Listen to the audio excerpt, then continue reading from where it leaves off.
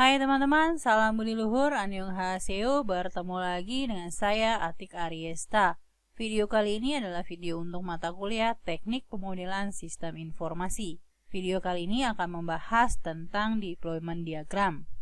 Diharapkan setelah menyaksikan video ini, teman-teman dapat memahami dan menggunakan deployment diagram. Oleh karena itu, topik pembahasan dibagi menjadi 3 topik. Yang pertama yaitu mengenai deployment diagram, kedua mengenai simbol-simbol deployment diagram, dan ketiga mengenai contoh deployment diagram.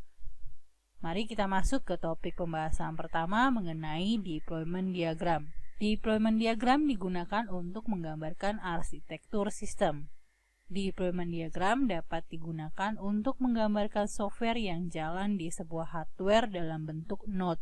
Komponen software yang digambarkan adalah komponen software yang ada hubungannya dengan implementasi sebuah sistem. Jadi bukan menggambarkan sebuah komponen yang ada dalam sebuah komputer.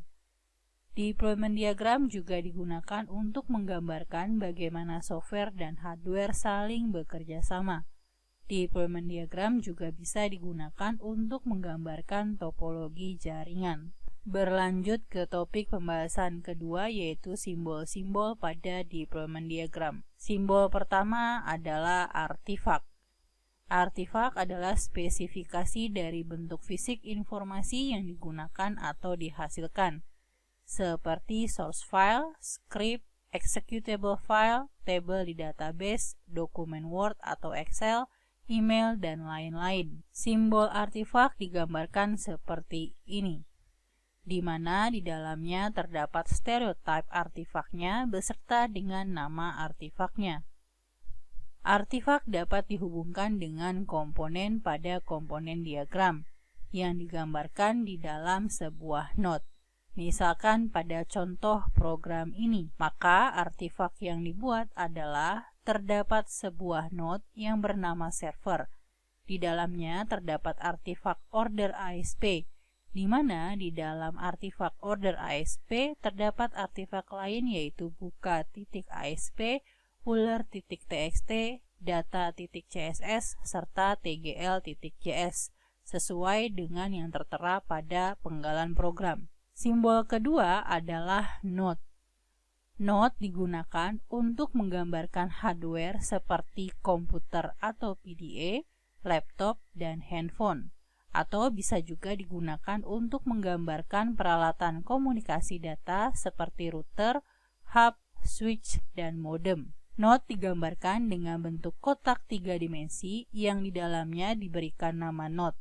Node dapat digabungkan dengan komponen pada komponen diagram seperti pada contoh ini. Terdapat node browser client, application server, dan database server, di mana masing-masing node memiliki komponen seperti pada application server terdapat komponen student, seminar, dan schedule. Node dapat digambarkan dengan bentuk visual ataupun gabungan dengan simbol node dan visual. Seperti pada contoh ini, node digambarkan dengan bentuk visual yaitu desktop PC, digambarkan dengan simbol desktop. Firewall digambarkan dengan simbol firewall, dan database digambarkan dengan simbol database. Simbol ketiga adalah association. Association digambarkan dengan sebuah garis yang menghubungkan antar node, di mana setiap association mempunyai stereotipnya masing-masing. Stereotip yang dapat digunakan antara lain asinkronos, HTTP, JDBC, ODBC, dan lain-lain. Dalam sebuah association dimungkinkan mempunyai multiplicity seperti 0 to 1, 1 to many, dan lainnya. Seperti contoh ini terdapat node client yang berasosiasi dengan HTTP, di mana stereotipnya adalah internet tanpa multiplicity. Contoh lain asosiasi antara klien dengan server dengan stereotipnya adalah asinkronos, memiliki multiplicity 1 server berhubungan dengan banyak klien. Simbol berikutnya adalah dependensi. Dependensi digambarkan dengan garis putus-putus berpanah terbuka. Stereotype deploy digunakan untuk menggambarkan software terdapat dalam sebuah hardware. Seperti contoh ini terdapat hardware yaitu server, hub atau switch, dan klien. Di dalam server terdapat faktur .asp dan order .asp dengan stereotype deploy, di mana faktur ASP bergantung atau memiliki dependensi terhadap order .asp. Kita masuk ke topik pembahasan ketiga mengenai contoh deployment diagram. Dalam menggambarkan deployment diagram, teman-teman dapat memilih ketentuan-ketentuan yang dapat digunakan dalam menggambarkan artefak ke dalam sebuah node. Ketentuan pertama yaitu artefak dimasukkan ke dalam sebuah node dengan menyertakan simbol artefak beserta nama artefak.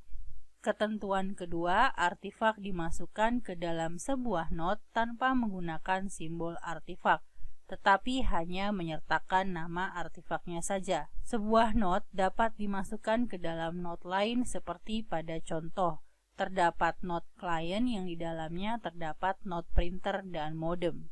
Berikut contoh pembuatan deployment diagram untuk order processing system. Terdapat node HTTP web server atau Oracle server yang berasosiasi dengan application server.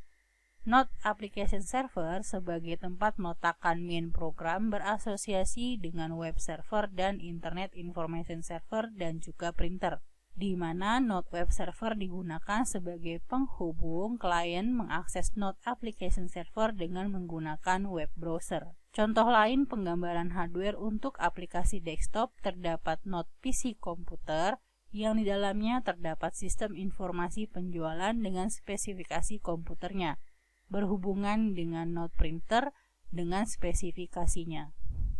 Sekian video kali ini tentang deployment diagram. Semoga teman-teman dapat memahami dan menggunakan deployment diagram. Salam budi luhur.